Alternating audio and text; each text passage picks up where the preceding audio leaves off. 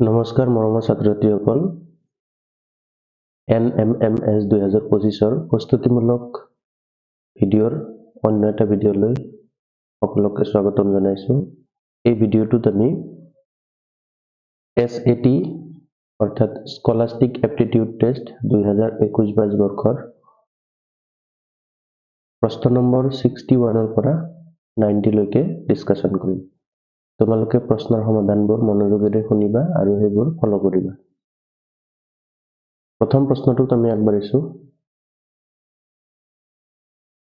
61 number প্ৰশ্ন। প্ৰশ্নটো আছে,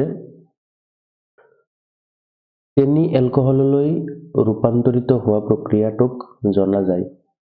মানে কি প্ৰক্ৰিয়াৰ দ্বাৰা চেনি এলকহললৈ ৰূপান্তৰিত হয়? তো আমি জানো, বিজ্ঞানত পঢ়িছো আমি যেটো আমাৰ কিন্নন প্ৰক্ৰিয়া, ফাৰ্মেন্টেশন। কিন্নন প্ৰক্ৰিয়াত কি কৰে? কুঁহিয়াৰৰ ৰসৰ পৰা পুৰা বা এলকহল প্ৰস্তুত কৰে। গতিকে ফাৰ্মেন্টেশন প্ৰচেছটোৱে হ'ব বা কিন্নন প্ৰচেছটোৱে হ'ব শুদ্ধোত্তৰ।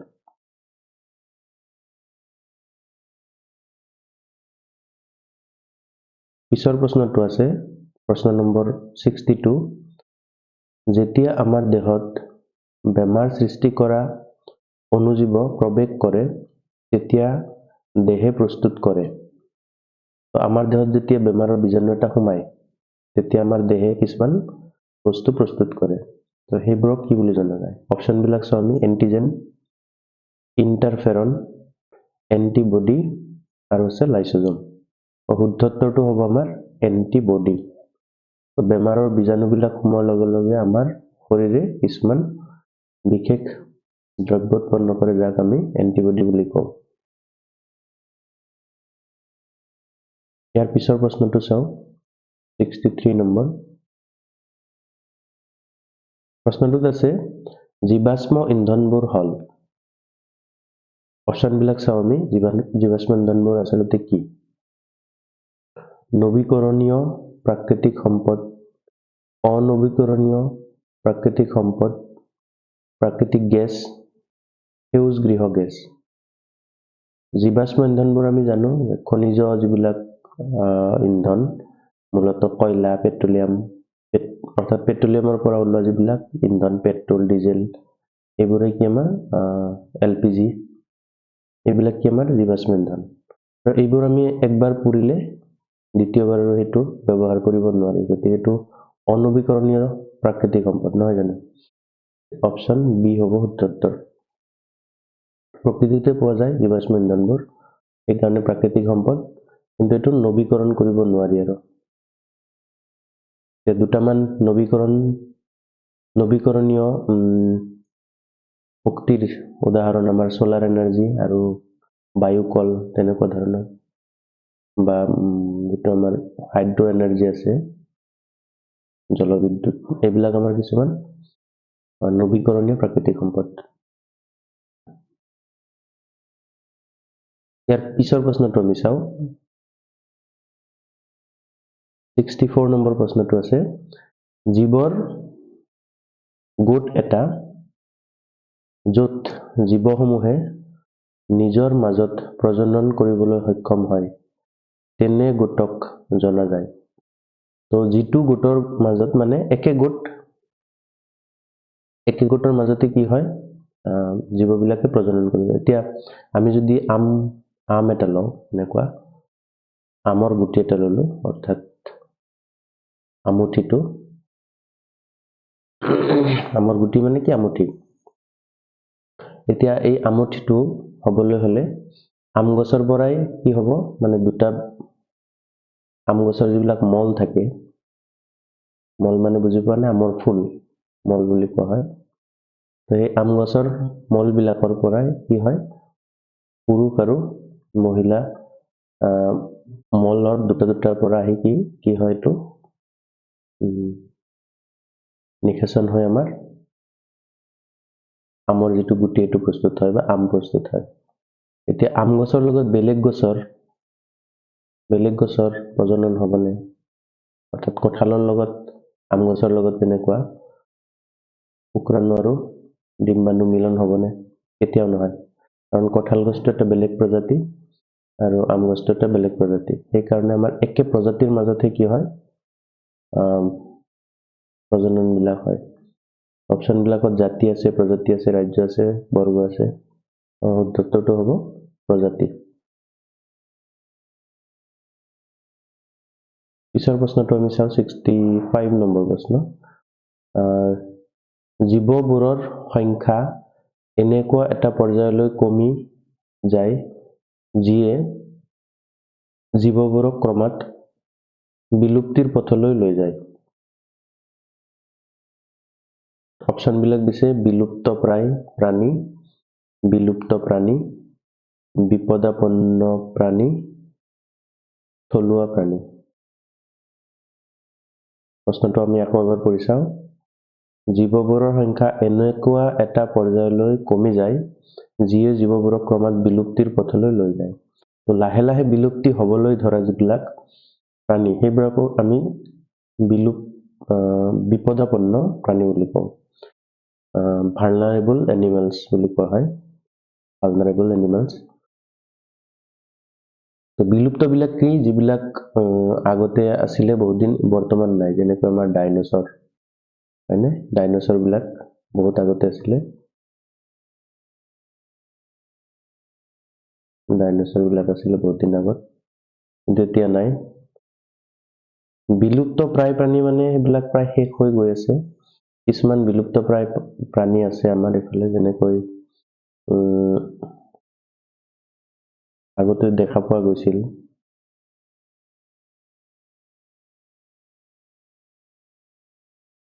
শগুনটো ধৰিব পাৰা। শগুন কি হ'ব আমাৰ?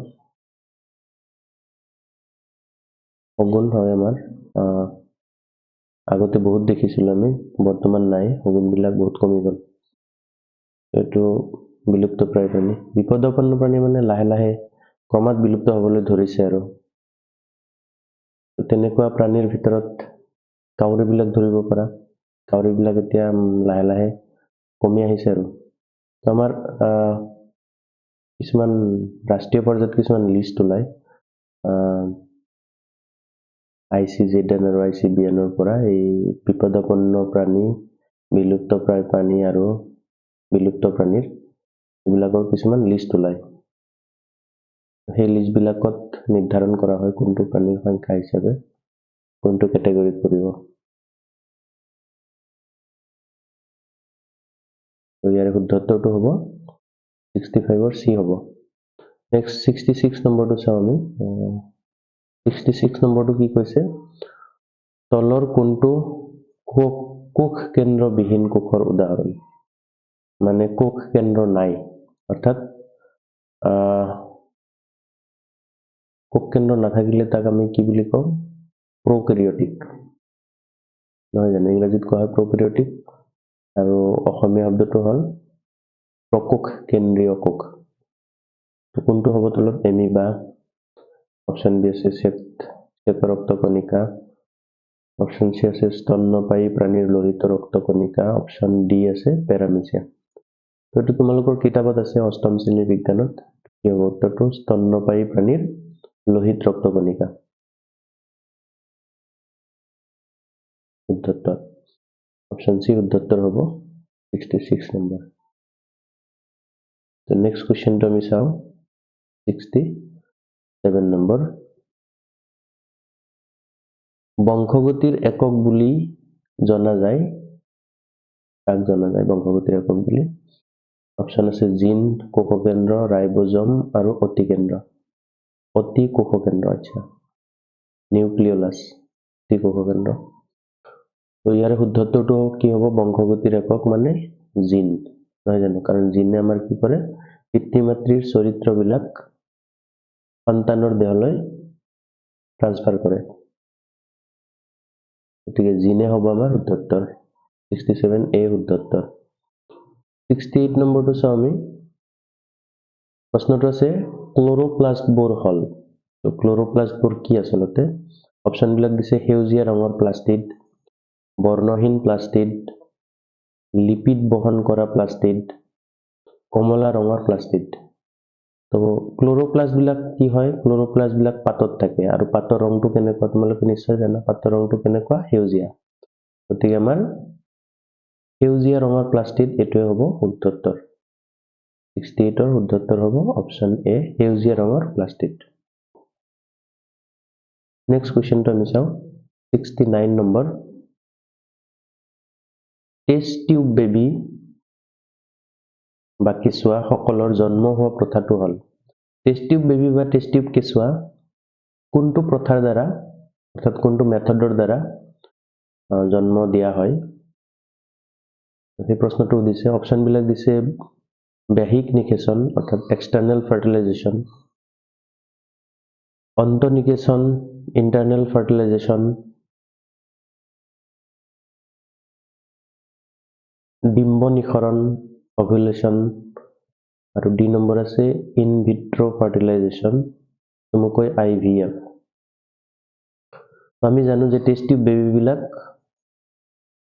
এক্সটাৰ্নেল ফাৰ্টিলাইজেশ্যনো নহয় বাৰু কিন্তু এটো ইন্টাৰনেলটো হ'বই নোৱাৰে এক্সটাৰ্নেলৰে আৰু এটা টাইপ আৰু ইন ভিট্ৰ' মানে টেষ্ট টিউবৰ ভিতৰত যেহেতু হয় সেইটো কাৰণে এটো কি বুলি কোৱা হয় ইন ভিট্ৰ' বুলি কোৱা হয় গতিকে 69 নম্বৰ আনসাৰটো হ'ব ইন ভিট্ৰ' ফাৰ্টিলাইজেশ্যন বহিনিকেশনৰ উদাহৰণ আমাৰ ভেকুলী আছে ভেকুলীৰ কি হয় আমাৰ বহিনিকেশন হয় অন্তঃনিকেশন আমাৰ মানুহৰ দেহত মানে মাতৃ দেহত হয় ডিম্ব নিঃসৰণ বিলাক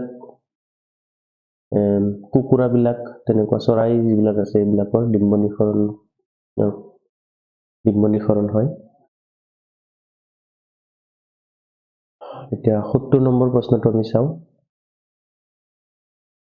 প্ৰশ্নটো আছে মুকুলোদ্গমন এক উদাহৰণ হ'ল মুকুলোদ্গমনটো কিহৰ উদাহৰণ অপচন আছে অযৌন প্ৰজনন যৌন প্ৰজনন পাৰ্থেনোজেনেসিস আৰু আছে সহজীৱিতা তো আমি সকলোৱে জানো যে মুকুলোদ্গমন হ'ল এটা অযৌন প্ৰজননৰ উদাহৰণ আৰু এই মুকুলোদ্গমনৰ যোগেদি হাইড্ৰা ইষ্ট এনেকুৱা ধৰণৰ কিছুমান জীৱই নিজৰ বংশ বিস্তাৰ কৰে ইয়াৰ পিছৰ প্ৰশ্নটো আমি চাও 71 নম্বৰ প্ৰশ্ন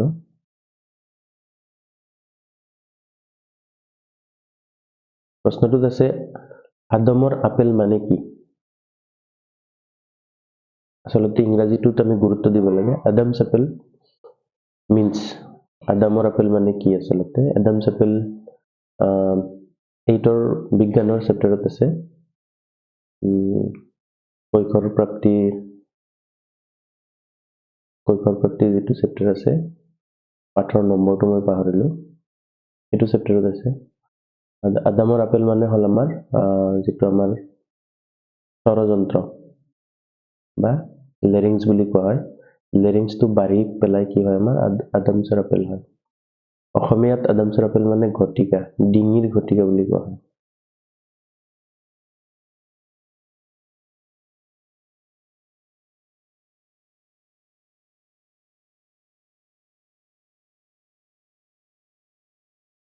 ডিঙিৰ যেটো ঘটিকা থাকে সেই ঘটিকাটো আদামছৰ আপেল তো ইয়াৰ পিছৰ প্ৰশ্নটো আমি চাও পিছৰ প্ৰশ্নটো আছে 72 নম্বৰ প্ৰশ্ন ইয়াতে দিছে হৰমনসমূহ ক্ষৰণ হয় হৰমনসমূহ মূলতঃ কিহৰ পৰা ক্ষৰণ হয় আমি সকলোৱে জানো হৰমনসমূহ কিছুমান গ্ৰন্থিৰ পৰা ক্ষৰণ হয় আৰু তেনেকুৱা গ্ৰন্থিবিলাকক অন্তঃস্ৰাৱী গ্ৰন্থি বুলি কোৱা হয় বহিঃস্ৰাৱী গ্ৰন্থিবিলাকৰ পৰা কিছুমান পাচক ৰস হজম যেতিয়া আমাৰ পাচন প্ৰক্ৰিয়া হয় হজম কৰাৰ সময়ত বহিঃস্ৰাৱী গ্ৰন্থিৰ পৰা কিছুমান পাচক ৰস নিঃসৰণ হয় কিন্তু অন্তঃস্ৰাৱী গ্ৰন্থিবিলাকৰ পৰা মূলতঃ হৰমনসমূহ নিঃসৰণ হয় তো আমাৰ শুদ্ধ উত্তৰ হ'ব এ 72 শুদ্ধ উত্তৰ হ'ব এ অন্তঃস্ৰাৱী গ্ৰন্থিৰ পৰা হৰমনসমূহ ক্ষৰণ হয় ইয়াৰ পিছৰ প্ৰশ্নটো চাও আমি 73 নম্বৰ 73 নম্বৰ প্ৰশ্নটোত আছে যেতিয়া X ক্ৰমোজম যুক্ত শুক্ৰ কোষে ডিম্ব নিষিক্ত কৰে যোজন কোষটোৰ বিকাশ হৈ গঠিত হয় অপশন বিলাক দিছে লৰা সন্তান, কন্যা সন্তান, চিনড্ৰমযুক্ত শিশু, বিশেষভাৱে সক্ষম শিশু। আমি জানো যে ফিমেলৰ দেহত দুটা ক্ৰমোজম থাকে আৰু দুয়োটাই আমাৰ এক্স ক্ৰমোজম। আৰু মেলৰ দেহত আমাৰ কি থাকে, এটা থাকে এক্স আৰু এটা থাকে ৱাই। তো যেতিয়া আমাৰ নিষেচন হয়, নিষেচনৰ সময়ত যদি আমাৰ ফিমেলতো ডিম্বাণু আহিবই, গতিকে ডিম্বাণুটোত তেতিয়া এক্সৰ বাহিৰে বেলেগ ক্ৰমোজম আহিব নোৱাৰে, তো ইয়াৰ পৰা এডাল এক্স থকা ক্ৰমোজম আহিব। আৰু যেতিয়া আমাৰ শুক্ৰাণু, ইয়াতে প্ৰশ্নটোত দিছে যে শুক্ৰাণুৱে এক্স ক্ৰমোজমযুক্ত শুক্ৰকোষ নিষিক্ত কৰে, গতিকে এই যিটো এক্স আৰু ৱাই আছে ইয়াৰ পৰা এক্সটো ইয়াতে আহিছে আৰু এক্সটো লগ হৈ আমাৰ ইয়াতে কি প্ৰস্তুত কৰিছে, নিষেচন হৈ পেলাই যোজন কোষৰ সৃষ্টি কৰিছে। তেতিয়াহ'লে যোজন কোষৰ মাজত দুটা কোষকেন্দ্ৰ থাকিব আৰু দুয়োটাই কি হয় আমাৰ এক্স ক্ৰমোজমযুক্ত। গতিকে দুয়োটা এক্স ক্ৰমোজম হলে সেইটো কি হ'ব, ফিমেল। গতিকে আমাৰ কন্যা শিশু জন্ম পাব। কন্যা শিশু জন্ম পাব। 73 নম্বৰ আনসাৰ হ'ব বি, কন্যা শিশু। এতিয়া 74 নম্বৰ আনসাৰটো চাওঁ আমি। কি আছে প্ৰশ্নটো, 74 নম্বৰ প্ৰশ্নটো আছে অম্ল বৰষুণৰ কাৰণে হয়।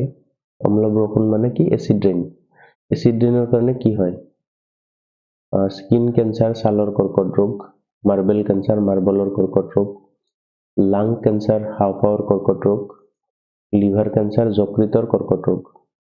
তো আমি সকলোৱে জানো যে এচিড বৰষুণে মাৰ্বল বিলাক ক্ষয় কৰে। তোমালোকে কিতাপত পাইছা দিল্লীৰ যি বায়ু প্ৰদূষণ তাৰ কাৰণে সঘনাই বাতৰি কাকতত আমি খবৰবিলাক পাই থাকো যে দিল্লীৰ বায়ু প্ৰদূষণৰ কাৰণে তাতে যথেষ্ট পৰিমাণে এচিড বৰষুণ হয়। আৰু এচিড বৰষুণ হোৱাৰ বাবে দিল্লীৰ ওচৰৰ আগ্ৰাত থকা তাজমহলটো যিটো মাৰ্বলেৰে নিৰ্মাণ কৰিছিলে, তো সেই মাৰ্বল বিলাক লাহে লাহে ক্ষয় গৈ আছে, অৰ্থাৎ মাৰ্বেলৰ কেঞ্চাৰ হৈছে। ক্ষয় গৈ সেইটো অলপ ব্ৰাইটনেছটো কমি গৈছে বা অলপ ক'লা হৈ গৈছে। তো আমাৰ উত্তৰটো হ'ব মাৰ্বেল কেঞ্চাৰ।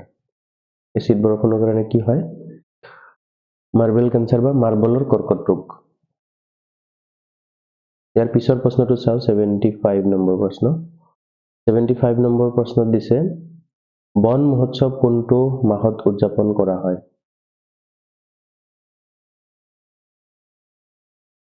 বন মহোৎসৱ। বন মহোৎসৱটো কেতিয়া উদযাপন কৰা হয় তোমালোকে জানানে? আই হোপ এইটো অক্টোবৰৰ প্ৰথম সপ্তাহত উদযাপন কৰা হয়।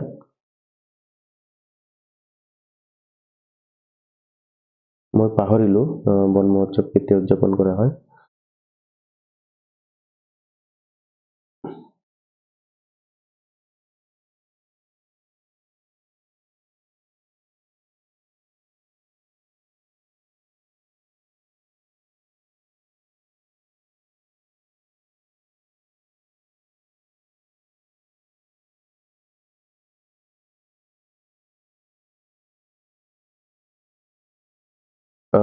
আচলতে বন মহোৎসৱটো জুলাই মাহৰ 1 তাৰিখৰ পৰা 7 তাৰিখ। জুলাই মাহৰ 1 তাৰিখৰ পৰা 7 তাৰিখৰ ভিতৰত বন মহোৎসৱটো পালন কৰা হয়। অৰ্থাৎ ফাৰ্ষ্ট উইক, জুলাই মাহৰ 1 তাৰিখৰ পৰা 7 তাৰিখ মনত থাকিবনে? তো অপশ্যন এ হ'ব আমাৰ শুদ্ধ উত্তৰ 75।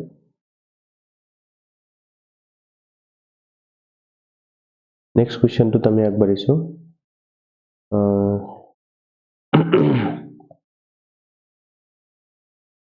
76 নম্বৰ বিশুদ্ধ পানী হল, পিউৰ ৱাটাৰ ইজ এ। বিশুদ্ধ পানী কি আচলতে সেইটো দিছে প্ৰশ্নৰ অপশ্যন বিলাক দিছে তাপ আৰু বিদ্যুতৰ সুপৰিবাহী অৰ্থাৎ good conductor of heat and electricity, তাপ আৰু বিদ্যুতৰ কুপৰিবাহী bad conductor of heat and electricity, আম্লিক অৰ্থাৎ এচিডিক, আৰু ওপৰৰ এটাও নহয়, নান অফ দিছ। তো বিশুদ্ধ পানীত আসলতে কি নহয়, বিদ্যুতো নচলে, তাপো নচলে। গতিকে আমাৰ শুদ্ধত্বটো হ'ব তাপ আৰু বিদ্যুতৰ সুপৰিবাহী। বিশুদ্ধ পানী মানে যিটো বেটাৰীত ভৰোৱা হয়, বেটাৰীৰ পানীটোত কেৱল কি থাকে, H2O। ইয়াতে বেলেগ ধৰণৰ আৰু খনিজ লৱণ যিবিলাক আছে, খনিজ লৱণ অৰ্থাৎ মিনাৰেলছ বিলাক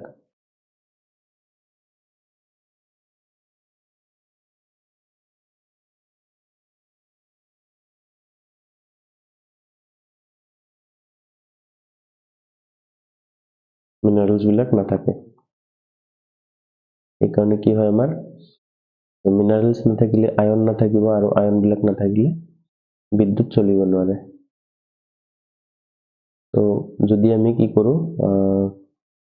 বিশুদ্ধ পানীত নিমখ দি দিওঁ, অলপ বেছিকে নিমখ দি দিলে এই বিশুদ্ধ পানীটো কি হ'ব, আমাৰ তাপ আৰু বিদ্যুতৰ পৰিবাহী হৈ যাব। এতিয়া নেক্সট কুৱেশ্যনটো আমি চাওঁ। ইয়াৰ শুদ্ধত্বটো হ'ব বি, 76। নেক্সট কুৱেশ্যনটো আছে 77। প্ৰশ্নটো আছে, তলৰ কোনটো জৈৱ আৱৰ্জনা নহয়? জৈৱ আৱৰ্জনা মানে কি তোমালোকে জানা নহয়? জৈৱ আৱৰ্জনা মানে কি? জৈৱ আৱৰ্জনা মানে যিবিলাক মাটিত পুতিলে গেলি পচি মাটিৰ লগত মিহলি হৈ যায়, এইবিলাক হ'ল জৈৱ আৱৰ্জনা। যেনেকৈ আমাৰ পাচলিৰ বাকল বা কাগজ, এইবিলাক মাটিত পেলালে কি হয়, এটা সময়ত মাটিৰ লগত মিহলি হৈ যায়। তো অপশ্যন বিলাক চাওঁ আমি কি কি দিছে। কপাহী কাপোৰ, কাগজ, ৰাসায়নিক সাৰ, শাক পাচলিৰ বাকলি। গতিকে শাক পাচলিৰ বাকলি, কাগজ এইবিলাকতো মই ক'লোৱে এইবিলাক হয়, কিন্তু সুধিছে নহয় কোনটো। কপাহী কাপোৰ বিলাকো আমাৰ এটা সময়ত মাটিৰ লগত মিহলি যায়, কিন্তু ৰাসায়নিক সাৰ যিবিলাক আছে এইবিলাক আমাৰ মাটিৰ লগত মিহলি হৈ কেমিকেল ফাৰ্টিলাইজেশ্যন।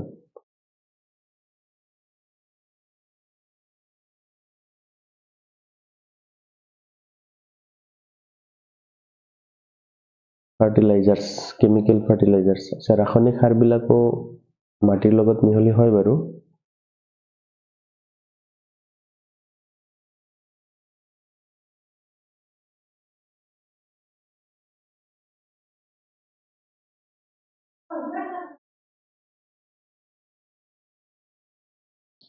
অলপ চিন্তা কৰিবলগীয়া হৈছে এইটো। কপাহী কাপোৰ আৰু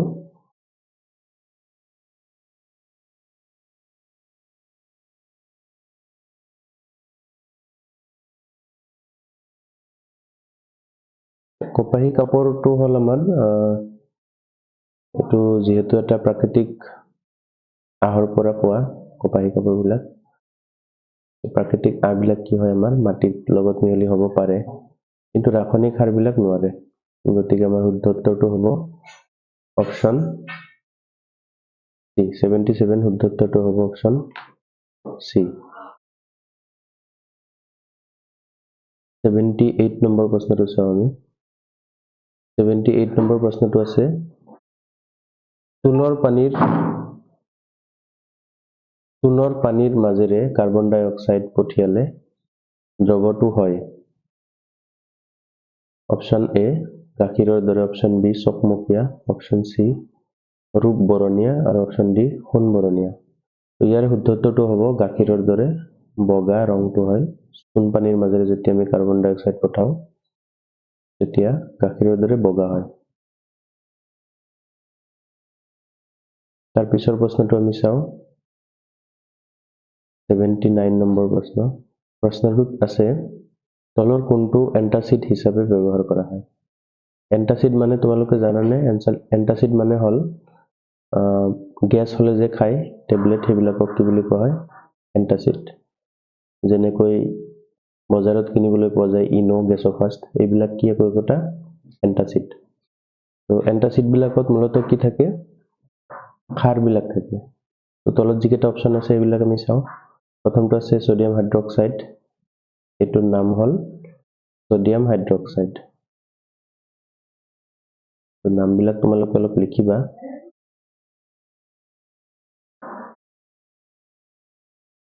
sodium hydroxide.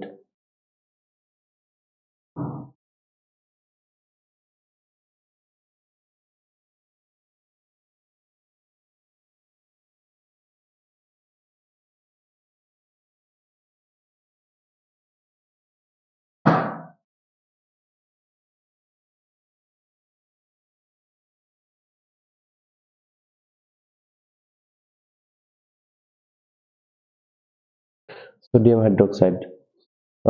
বাকি এইটো আছে আমাৰ মিথানোইক এসিড, এইটো আছে আমাৰ মেগনেসিয়াম হাইড্ৰক্সাইড,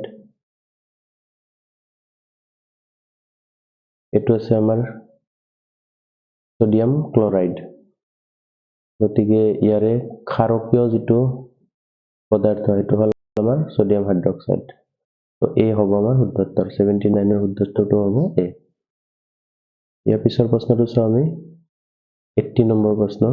প্ৰশ্নটোত আছে প্ৰাকৃতিক সূচক লিটমাছৰ নিষ্কাশনত তলৰ কোনটো পৰা কৰা হয়? তো আমি লিটমাছ জানো, লিটমাছৰ বিষয়ে আমি ক্লাছতো ডিসকাশন কৰিছো। লিটমাছ হৈছে এটা প্ৰাকৃতিক সূচক আৰু লিটমাছ কাগজৰ সহায়ত আমি কোনটো পদাৰ্থ ক্ষাৰকীয়, কোনটো পদাৰ্থ আম্লিক সেইটো আমি ওলাব পাৰো। আৰু এই লিটমাছ বিলাক আচলতে ক'ৰ পৰা আহৰণ কৰা হয় সেইটো সুধিছে। অপচন বিলাক চাওঁ আমি। অপচন এ আছে লাইকেন্স, অপচন বি হালধি বা টাৰ্মাৰিক, অপচন সি বিটৰুট বা বিটৰ শিপা, অপচন ডি জবা ফুল। এইকেইটা আছে আমাৰ অপচনত, গতিকে আমাৰ শুদ্ধ উত্তৰটো হ'ব লাইকেন। আমি জানো যে লাইকেনৰ পৰা কি কৰে লিটমাছ প্ৰস্তুত কৰে। ইয়াৰ পিছৰ প্ৰশ্নটো চাওঁ আমি 81 নম্বৰ প্ৰশ্ন। প্ৰশ্নটোত আছে PET is a, PET হল এটা, PET এইটো কোনটো চেপ্টাৰৰ পৰা আহিছে? এইটো আহিছে সাংশ্লেষিক আহ আৰু প্লাষ্টিক, ক্লাছ 8ৰ সাংশ্লেষিক আহ আৰু প্লাষ্টিকৰ পৰা এইটো আহিছে, সেইটো অধ্যায়ৰ পৰা আহিছে। গতিকে এই PET মানে কি? PET মানে হল এবিধ পলিয়েষ্টাৰ, ইয়াতে অপচন বিলাক দিছে পলি এমাইড, নাইলন, এলকহল আৰু পলিয়েষ্টাৰ। তো শুদ্ধ উত্তৰটো হ'ব চি পলিয়েষ্টাৰ।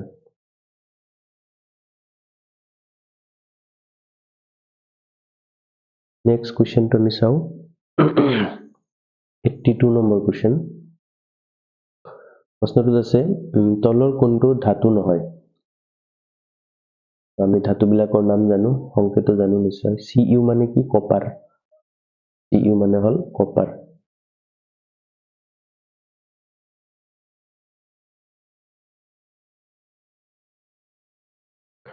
Al মানে কি? এলুমিনিয়াম।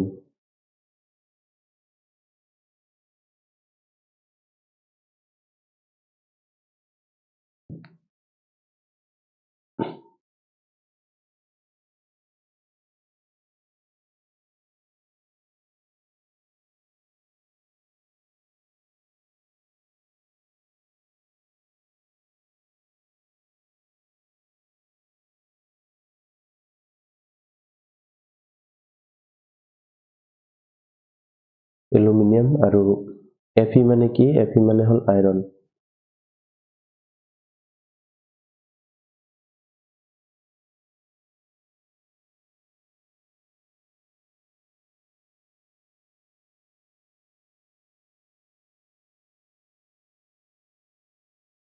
আইৰন। আৰু S মানে কি? S মানে হল সালফাৰ। এতিয়া তোমালোকে কোৱাচোন কোনটো ধাতু নহয়? ধৰিব পাৰিছানে?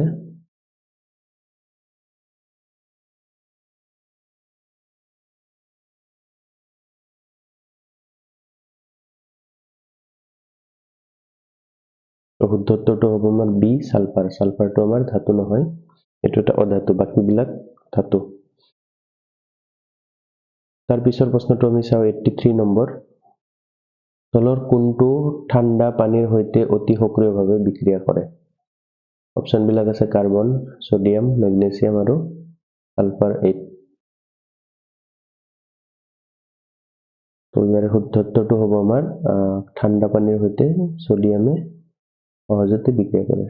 সোডিয়াম যদি আমি ঠাণ্ডা পানীত দলিয়াই দিওঁ তেতিয়াহ'লে ধপকৈ জুই জ্বলি উঠিব। যাদুঘৰসকলে তেনেকৈ সোডিয়ামৰ সহায়ত তেওঁলোকে কি কৰে, পানীত জুই লগাৰ যিটো যাদু সেইটো দেখুৱায়। আৰু আমি সকলোৱে জানো কথাটো যে সোডিয়াম বিলাক বায়ুৰ সংস্পৰ্শত অহাৰ লগে লগে কি হয়, আমাৰ জ্বলি উঠে। সেইকাৰণে সোডিয়াম ধাতুটোক আমাৰ কেৰাচিন তেলত ডুবাই ৰখা হয়। আৰু সোডিয়াম ধাতুটো এনেকুৱা কোমল, এনে লোহাবিলাক যেনেকৈ টান, এলুমিনিয়াম, কপাৰ এইবিলাক বহুত টান, কিন্তু সোডিয়াম বিলাক কি হয়, আমাৰ বহুত কোমল, চাবোনৰ দৰে আমি কটাৰীৰে কাটিব পাৰো। 83 শুদ্ধত্তৰটো হ'ব বি। নেক্সট প্ৰশ্নটো আছে 84 নম্বৰ প্ৰশ্নটোত আছে কয়লাৰ প্ৰধ্বংসী পাতন প্ৰক্ৰিয়াত উৎপন্ন হয়। ইংৰাজীত পঢ়ি চাওঁ। প্ৰধ্বংসী পাতন মানে শব্দটো অলপ নতুন লাগিছে নহয় জানো? তো ইংৰাজী পঢ়ি চাওঁ। এনেকুৱা কনফিউজিং টাইপৰ শব্দ অসমীয়াত যদি থাকে তোমালোকে ইংৰাজীত পঢ়ি চাবলৈ চেষ্টা কৰিবা। The product obtained by destructive distillation of coal is destructive distillation of coal is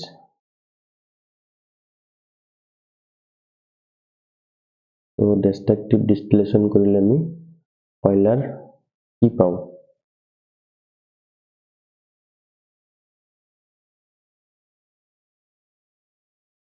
কয়লা যেতিয়া শোধন কৰা হয়, শোধন কৰাতে আমি অপশ্যন বিলাক চাই যাওঁ। কলটাৰ আছে, কোক আছে, কল গেছ আছে আৰু আটাইবোৰ আছে।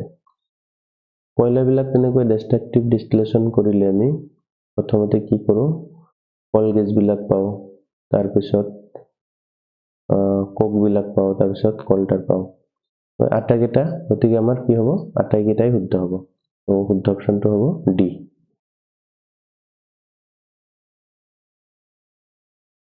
নেক্সট 85 নম্বৰ প্ৰশ্নটো আমি চাওঁ। 85 নম্বৰ প্ৰশ্নত আছে ব্যক্তি এজনৰ পিন্ধা কাপোৰত জুই লাগিলে নুমাবলৈ তলৰ কোনটো আটাইতকৈ সুবিধাজনক হ'ব? তো কাৰোবাৰ যদি গাৰ কাপোৰত জুই লাগি যায়, তো ঠাণ্ডাৰ দিন আহিল নহয়, সকলোৱে মানে জুই বহাই থাকিবা। তো এই কথাটো জানিবলগীয়াও। কিবা কাৰণত হয়তো কাৰোবাৰ গাত জুই লাগি গ'ল, তেতিয়াহ'লে কি কৰিবা? অপশ্যন বিলাক আমি চাওঁ। কাপোৰত পানী ছটিয়া, জুই নুমুৱা যন্ত্ৰৰ ব্যৱহাৰ, ব্যক্তিগৰাকীক ঊলৰ ব্লেংকেটৰ সহায়ত আৱৰি ধৰা, আৰু শেষৰটো আছে কি, ব্যক্তিগৰাকীক পলিথিনৰ সহায়ত আৱৰি ধৰা। শুদ্ধত্বটো কি হ'ব? চিন্তা কৰচোন অলপ।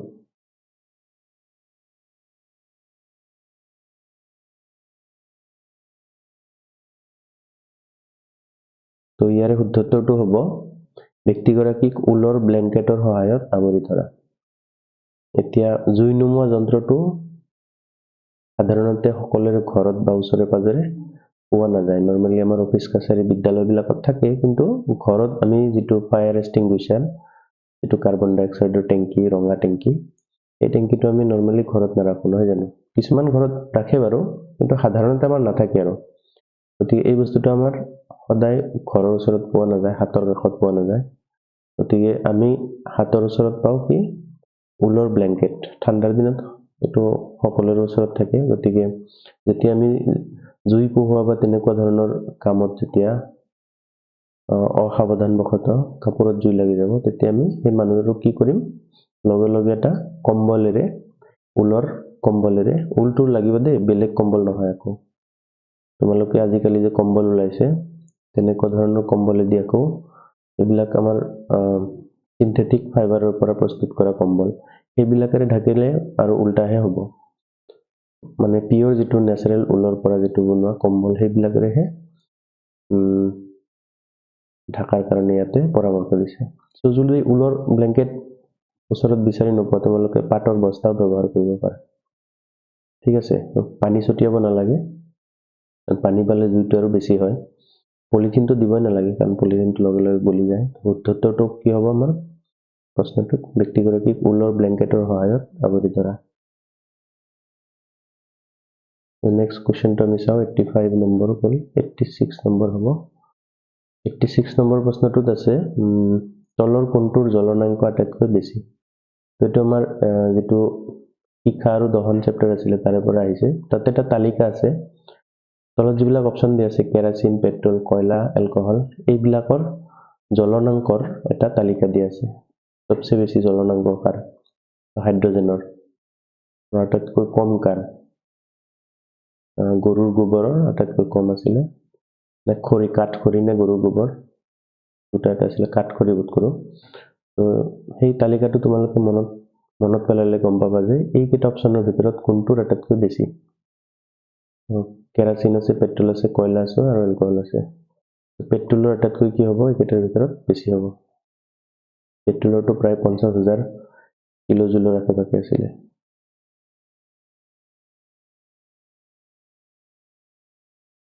নেক্সট আমি চাওঁ 87 নম্বৰ প্ৰশ্ন। 87 নম্বৰ প্ৰশ্নটোত আছে milk of magnesia hall. Milk of magnesia কি আচলতে? মিল্ক অফ মেগনেছিয়া মানে কি?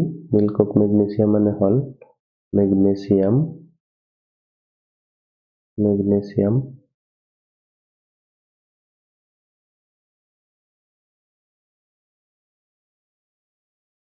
এইটো মেগনেছিয়াম হাইড্ৰক্সাইডটো। এইটো এটা কি তোমালোকে নিশ্চয় দেখা পাইছা। এইটো এটা কি হয়?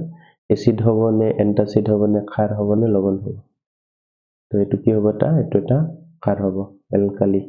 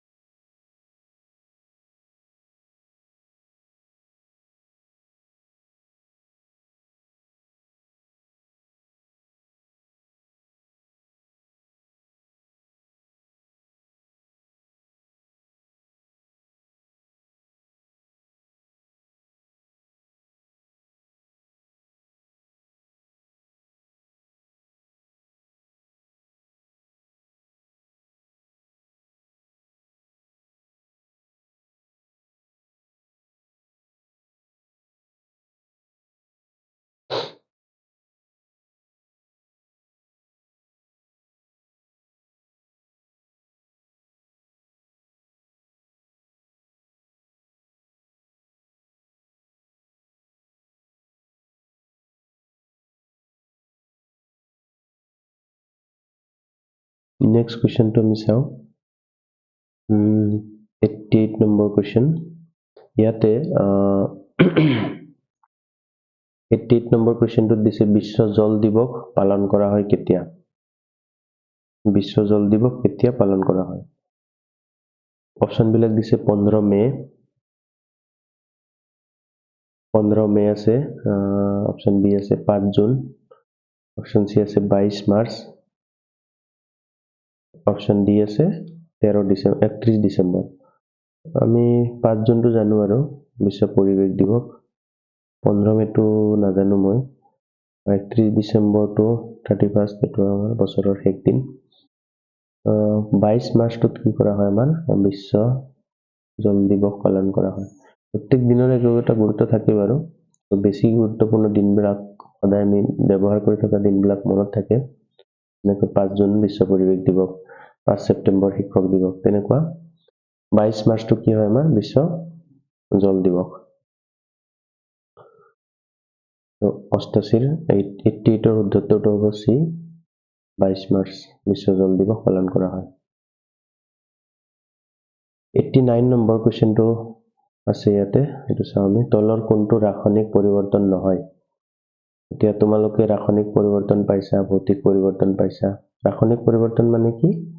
এটা বস্তু পৰিৱৰ্তন হয়, নতুন এটা বস্তু, এটা বা দুটা বস্তু লগ লাগি নতুন এটা বস্তু উৎপন্ন হোৱা। তাত্ত্বিক হ'ব পাৰে, দুটাও হ'ব পাৰে। গতিকে অপচন বিলাক চাওঁ আমি। লোট মামৰ ধৰা এইটো পানীৰ বাষ্পীভৱন, তেজ গোট মাৰা, কাঠ জ্বলোৱা। তলৰ কোনটো ৰাসায়নিক পৰিৱৰ্তন নহয়? Not a chemical change.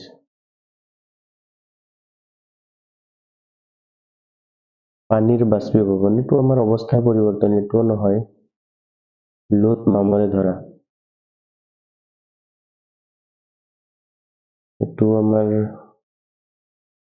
লোত মামৰে ধৰাটো কি হয় আমাৰ?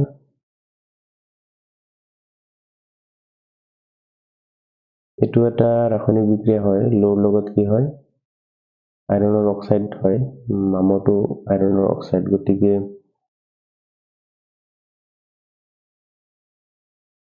এইটো এটা ৰাসায়নিক পৰিৱৰ্তন হ'ব। তেজ গোট মাৰাটো এটা ৰাসায়নিক পৰিৱৰ্তন হ'ব। কাঠ চলোৱাটো এটা ৰাসায়নিক পৰিৱৰ্তন হ'ব। শুদ্ধ উত্তৰটো হ'ব আমাৰ পানীৰ বাষ্পীভৱন। এইটো আমাৰ কি নহয়? এটা ৰাসায়নিক পৰিৱৰ্তন নহয়, ভৌতিক পৰিৱৰ্তন। কাৰণ পানী আছিলে, এইটো গৰম কৰিলে এইটো বাষ্প হৈ গ'ল। তাতে পানীৰ গঠনৰ একো পৰিৱৰ্তন নহ'ল, কিন্তু অৱস্থাৰ পৰিৱৰ্তন হৈছে। বৰণ অৱস্থা এইবিলাকৰ পৰিৱৰ্তন হ'লে তাক আমি ভৌতিক পৰিৱৰ্তন বুলি কওঁ। কিন্তু যদি গঠনৰ পৰিৱৰ্তন হৈ যায় তেতিয়াহ'লে তাক আমি ৰাসায়নিক পৰিৱৰ্তন বুলি কওঁ। ইয়াৰ শুদ্ধ উত্তৰটো হ'ব আমাৰ বি, বাষ্পীভৱন। 90 নম্বৰ কুৱেশ্যনটো আছে, তলৰ কোনটো খনিজ অম্ল নহয়? খনিজ অম্ল মানে খনিত থকা অম্ল, আচ্ছা, মানে প্ৰাকৃতিক পোৱা আৰু H2SO4, CH3COOH এইবিলাকৰ নাম আছে। H2SO4 মানে কি? সালফিউৰিক এচিড। এইটোৰ নাম হ'ল সালফিউৰিক এচিড। এইটোৰ নাম হ'ল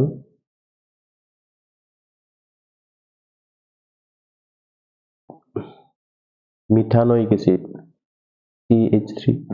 CH3COOH, methanoic acid. HNO3,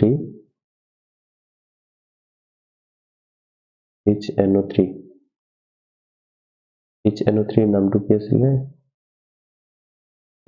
ammonia, HNO3 ammonia.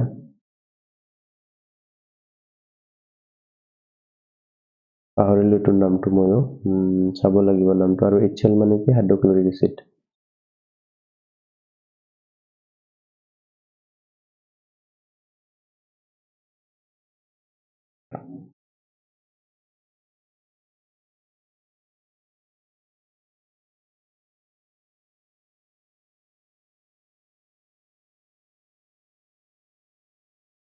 তো এইটো নামটো মই চালো, এইটো হ'ল নাইট্ৰিক এচিড, এইটো হ'ল সালফিউৰিক এচিড, এইটো হ'ল মিথানয়িক এচিড।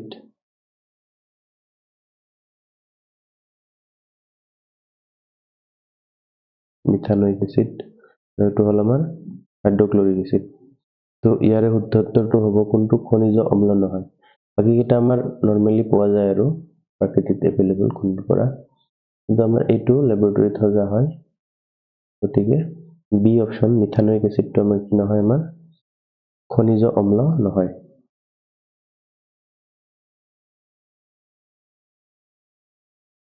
তো 90টা প্ৰশ্ন উত্তৰ আমি আজি আলোচনা কৰিলো। সকলোকে ধন্যবাদ জ্ঞাপন কৰিছো ভিডিঅ'টো চোৱাৰ বাবে। আমাৰ চেনেলটো ছাবস্ক্ৰাইব কৰিবা, ভিডিঅ'বোৰ ভাল লাগিলে লাইক দিবা আৰু শ্বেয়াৰ কৰিবলৈ নাপাহৰিবা। ধন্যবাদ।